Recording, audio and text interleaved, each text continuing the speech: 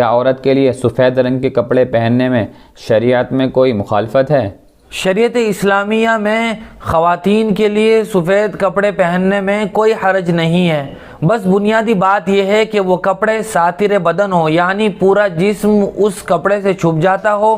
اور ان کی سلائی چست نہ ہو اور کپڑے اتنے باریک نہ ہو کہ جس کی وجہ سے عورتوں کا اندر سے بدن نظر آتا ہو، پھر وہ سفید کپڑے پہنے یا یہ کہ لال کپڑے پہنے۔ شریعت نے اس بات میں گنجائش رکھی ہے۔ البتہ جو یہ تصور ہمارے معاشرے میں پایا جاتا ہے کہ عورتیں بطور خاص جوانی کے زمانے میں سفید کپڑے نہیں پہن سکتی، یہ غیروں کا طریقہ ہے کہ ان کے یہاں اگر گھر میں کوئی آدمی مر جائے تو گھر کے لوگ سفید کپڑے پہنتے ہیں، یا یہ کہ اور بھی دیگر اس طرح کے وہاں رسم و رواج موجود ہیں۔ شریعت اسلامیہ کا ان باتوں سے کوئی تعلق نہیں ہے، لہذا جو خاتون پہننا چاہے وہ پہن سکتی ہے۔